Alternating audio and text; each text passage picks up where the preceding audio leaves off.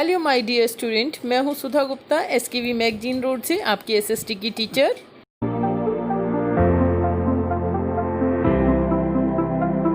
Worksheet number 76 अब हम solve करेंगे। ये वर्कशीट इस वीक की लास्ट वर्कशीट है और 23 जनवरी 2021 को आपको दी जाएगी। हमारा चैप्टर है राष्ट्रीय अर्थव्यवस्था की जीवन रेखाएं। राष्ट्रीय अर्थव्यवस्था की जीवन रेखाएं भूगोल का ये पार्ट है, इसकी हम पुनरावृत्ति यानी रिवीजन करने वाले हैं। और आज इसमें हम लॉन्ग आंसर टाइप क्वेश्चंस यानी कि दीर्घ प्रश्न उत्तर को देखने वाले हैं, या अति लघु के बाद जो प्रश्न होते हैं उन्हें हम देखने वाले हैं। तो ये 5 प्रश्न हैं जो आपके 3 नंबर में, 4 नंबर में या 5 नंबर में पूछे जा सकते हैं। इनको देखेंगे।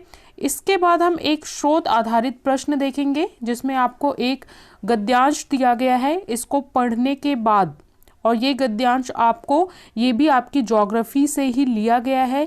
यहाँ पे भी सड़क परिवहन के बारे में आपको बताया जा रहा है, अंतर्राष्ट्रीय औसत सड़क घनत्व क्या है, ठीक है। और इसको पढ़ने के बाद आपको यहाँ पे 4 प्रश्न दिए गए हैं, इनके उत्तर हल करने हैं।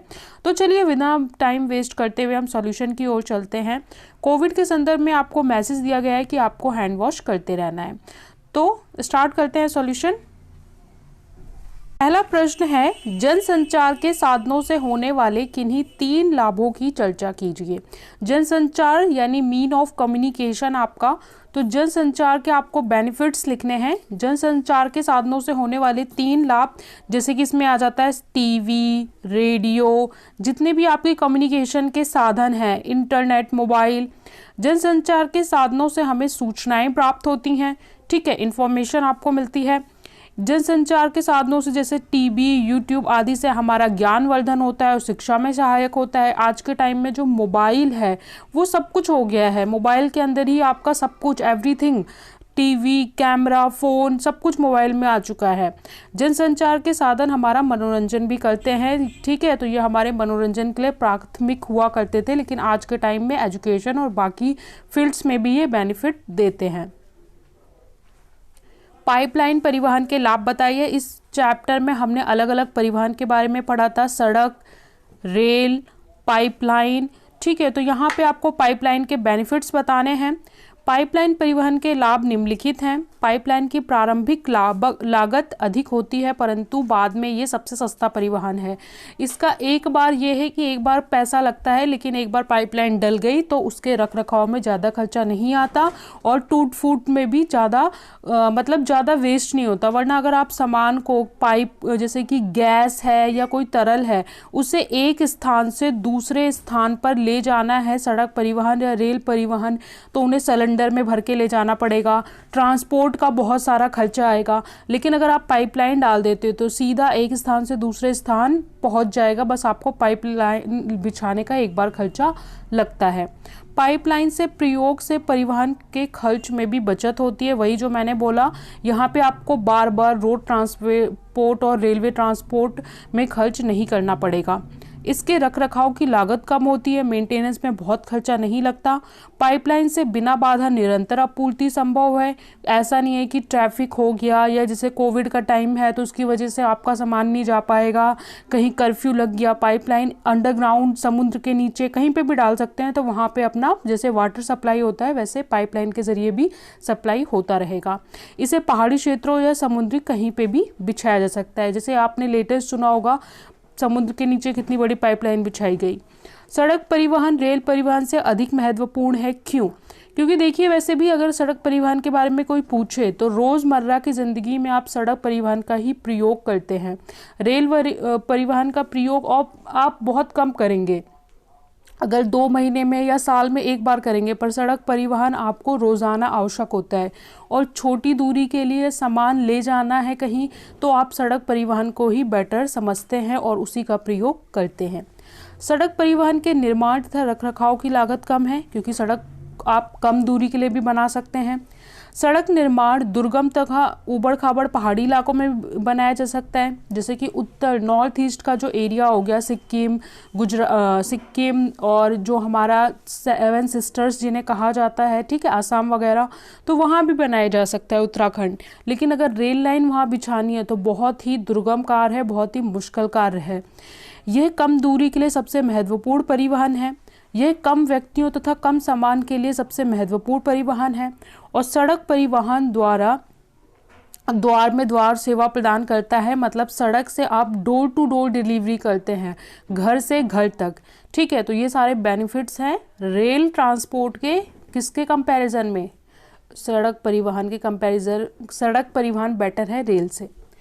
चौथे में बोला है एक देश के अंतर्राष्ट्रीय व्यापार की प्रगति उसके आर्थिक वैभव की सूचक है। यहाँ पे प्रश्न ये कहना चाहता है, कथन की व्याख्या कीजिए। इंटरनेशनल बिजनेस, जो इंटरनेशनल ट्रेडिंग हम करते हैं, ठीक है, इंटरनेशनल ट्रेडिंग करते हैं, वो किसी भी देश के लिए वैभव यानी कि उन्नति का स्रोत होता है। कैसे? देखिए, जब हम इंटरनेशनल ट्रेडिंग करते हैं, अंतर्राष्ट्रीय व्यापार करते हैं, तो सबसे पहले विदेशी मुद्रा का आगमन होता है। विदेशी मुद्रा अपने देश में आएगी, डॉलर अपने देश में आएगा, तो हमारे देश की जो मुद्रा की कीमत है वो ऑटोमेटिकली बढ़ेगी। जब हम विदेशी व्यापार करते हैं तो हमें लाभ अर्जित होता है।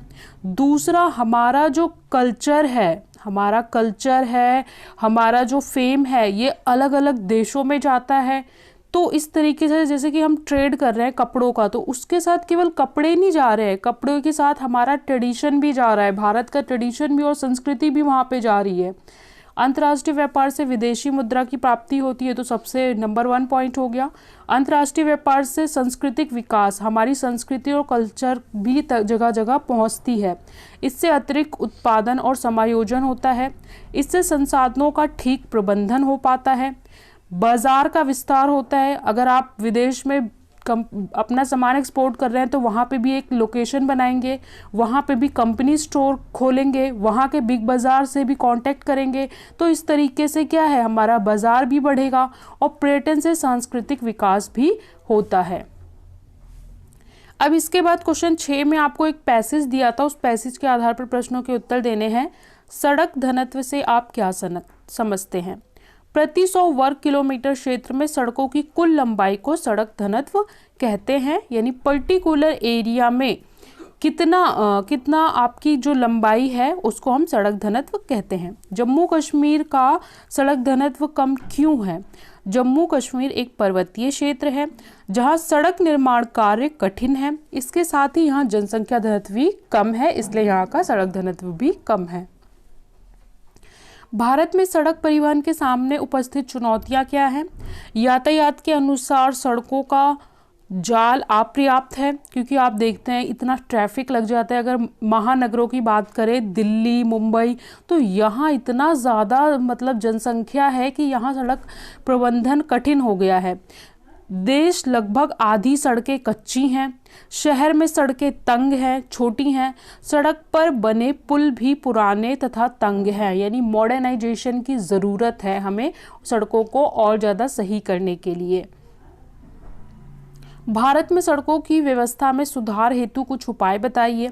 कच्ची सड़कों को पक्की सड़कों में बदला जाए। ठीक है, एक तो ये कि जो मेन लेन को जोड़ती हैं सड़कें, उन्हें तो कम से कम पक्का किया जाना चाहिए। राजमार्गों का अधिक विकास किया जाना चाहिए। शहरों तथा कस्बों के बाहर से बाईपास सड़कों का निर्माण किया जाना चाहिए, जिससे हम जुड़